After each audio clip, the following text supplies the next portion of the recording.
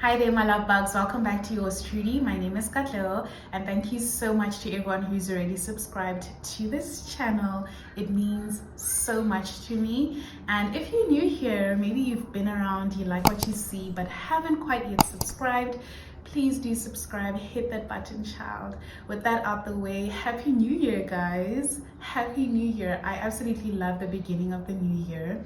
I feel like it brings sort of like a thrill and a fresh beginning, like a clean slate and a chapter that we get to write and co-write with God and make it whatever we want it to be. It's an absolutely amazing feeling. Before we even go any further, just a disclaimer, there are cars passing. I'm just across the balcony, so that might be disrupting. Please ignore it. There's nothing I can do.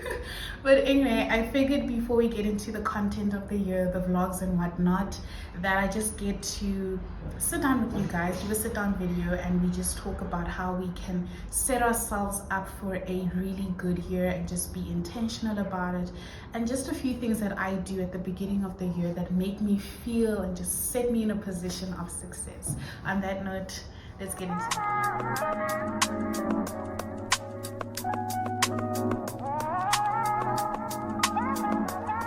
So as I said, this whole video is about being intentional and just really putting our best foot forward in the beginning of the new year. And something that's really crucial before we even get to the goal setting is reflection. Reflection is so important. How I do that is by using a tool called the Year Compass. I'll actually put it in the description box. It's I don't know what to call it really, but you can download a little booklet that has sort of like journal prompts that prompt you to reflect before you get into the goal setting of the year. And it talks about things like describe what the previous year was. What did you achieve? What didn't you like? So on and so forth. And it just puts you in a position where you are reflecting. And I think that is so important because it affords you the opportunity to take certain things, goals, or even lessons that you didn't quite get right in the year before and move them into the new year. What you didn't get right, what you didn't achieve in 2022, you can just keep it moving and put it into 2023. These cars are annoying me. They're so annoying. They're distracting me probably more than they're distracting you. But anyway, so it's so very important to reflect before getting into the nitty-gritties of planning for the new year. There's really no pressure. You could do it now. You could do it at the end of the previous year, but it's really important to reflect, especially on the good stuff. Especially on the good stuff. Speaking about reflection, I personally had a really amazing 2022, and I hope you did too. Maybe it wasn't such a great year, but really that's okay. Like I said, the things that we didn't get right, there's always this clean, beautiful slate that we are afforded to make things right this time around. So what I do as an initial thing is a vision board. You've heard this everywhere. There's multiple videos on the internet about it. Everyone talks about it, everyone's doing it, but it's such a beautiful thing. Honestly, if done right, it really does work. Personally, it works for me because I'm such a visual person. If I see it, I'm drawn to it. I'm bound to do everything to achieve it. I also feel like a vision board is sort of like a form of manifestation. You know what I mean? You really are truly manifesting even how it must look. You can go onto the internet, Pinterest to be particular, because we all use that, right? Or screenshot things that you even want, on Instagram, and just create a collage for yourself and make it your wallpaper, or do it physically, cut up magazine pictures, whatever suits you best. But it's so effective, so important, and really it requires some thought, some real thought. So if it's traveling that you want, get a really beautiful picture, put it there, create a collage of all the things that you want for yourself, and just visualize it. Visualize it till they come to life.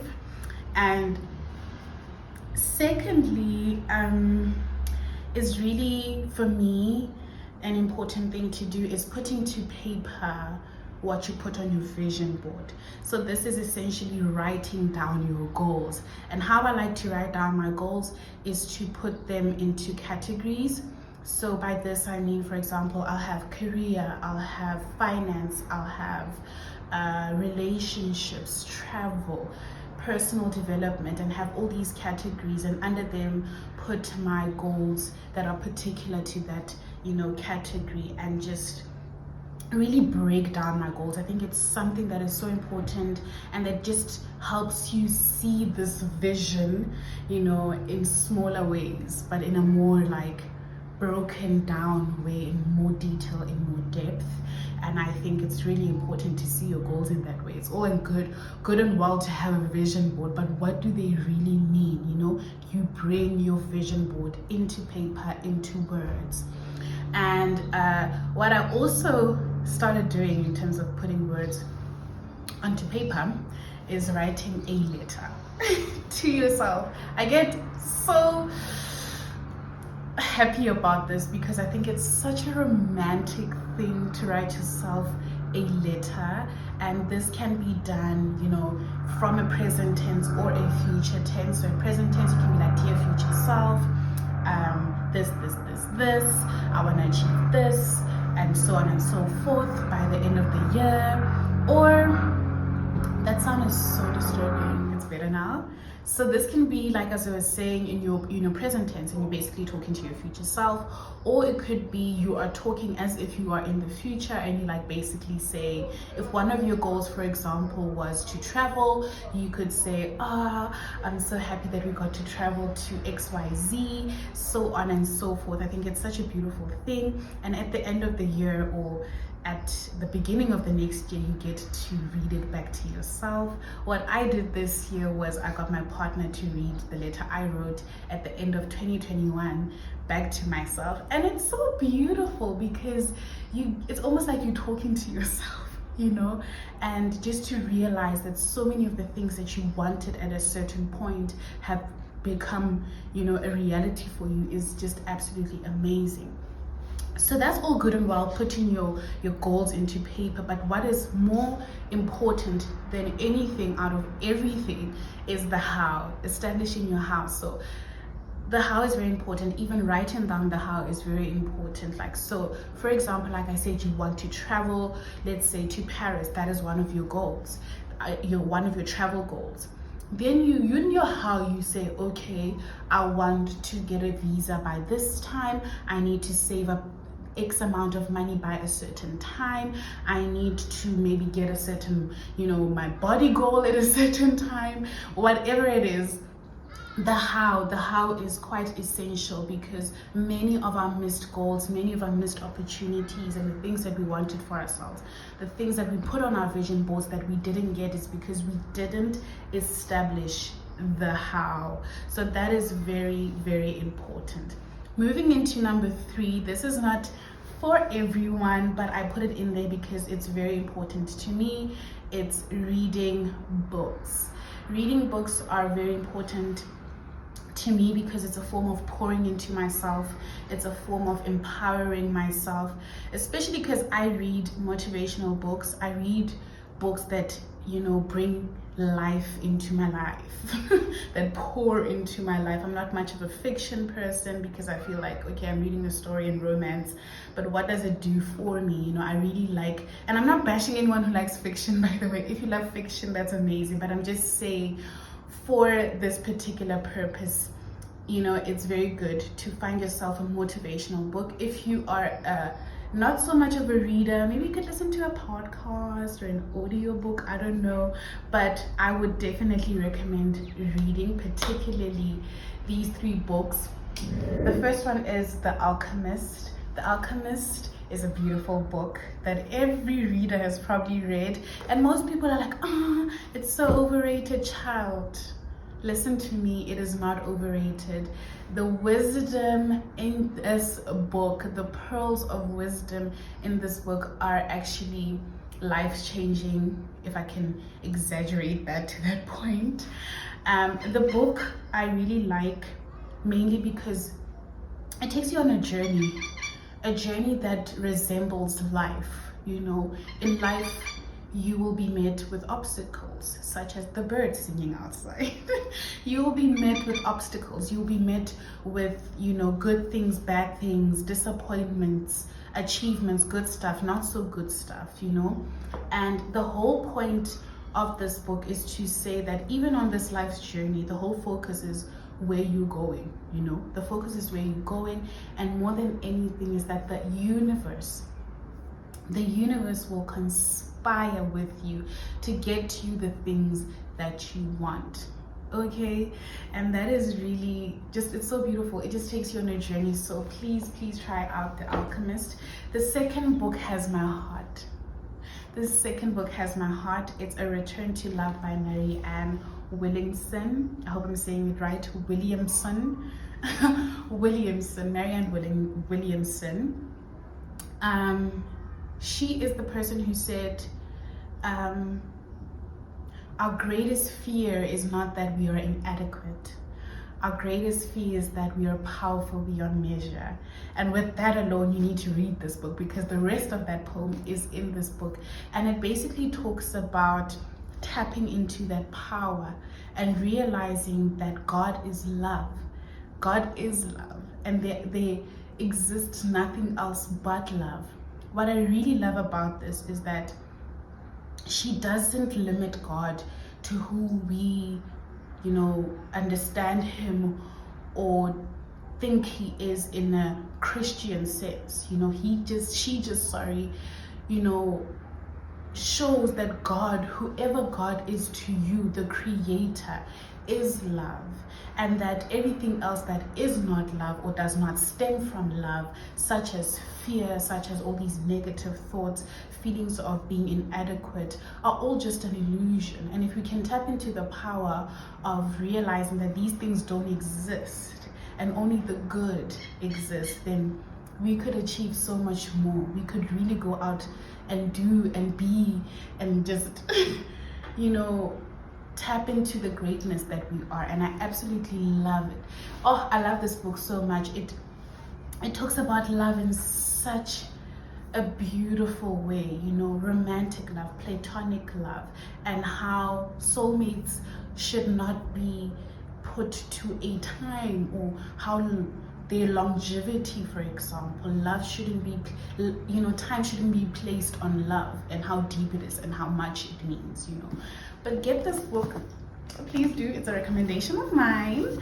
And my last book is by Robin Sharma, whom I also love, because even in his books, it feels like you're reading a fiction book that is just pouring into your life. And you might be thinking, child, I'm not a morning person. It really isn't about that.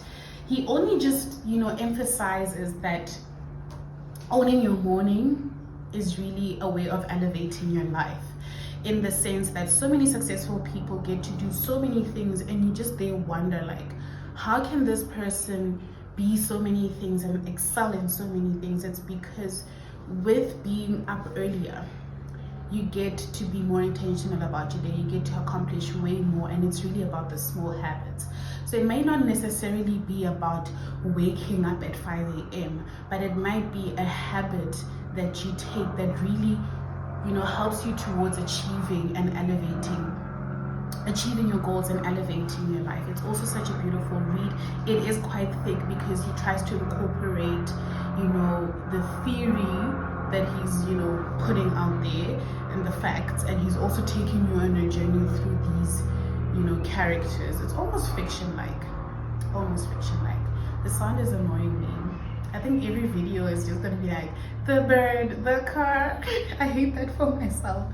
But anyway, it brings us to our fourth point, which is very short and sweet. It is about resetting. Resetting looks different for everyone. You know, it could be decluttering your wardrobe, it could be spring cleaning, which I have a love and hate relationship. You know, starting a gym membership, which we should all be doing. You know, starting a gym, or starting, you know, a Pilates class or a yoga class. You know, inheriting new small habits But basically it's about resetting, going back to factory settings, and nibbling into something different while you're at it. And it's just the main essence of it, if I can put it like that, is to shed off things that you don't necessarily need, that you may have taken on from the previous year. This could be relationships, friendships, habits, things that you really do not need, even clothes that you're like, I'm gonna lose weight for. Are you really? Let me not be that person, but things like that. There's someone out there who really needs the things that we hoard. So it's really good, to go back into factory settings and to realize, what do we really need? Who do we really need? So on and so forth. The last point is about doing something that is spiritually driven. And for me, this, for example, at the beginning of every year, I like doing a Daniel fast.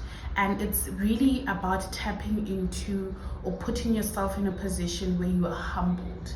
Putting yourself in a position where you're humbled, and you are literally in a space of being afforded the opportunity to realize how blessed you are. I think why I do the Daniel fast, more importantly at the beginning of the year, is because of that switch that requires discipline. The switch from eating absolutely everything under the sun in December, and then starting the year and having all these restrictions. The restrictions really tap into my discipline and my commitment, and more than anything, I get to draw closer to God, and I get to establish who I am meant to be and who I want to be in a particular season, which is the year, like who I want to be in this new year. And this particular point is really about placing yourself in a point of surrender to whatever higher thing, higher power that you believe in. And it can be really in small things. It doesn't have to be as drastic as a fast. It can be like going and serving in church, doing something completely different.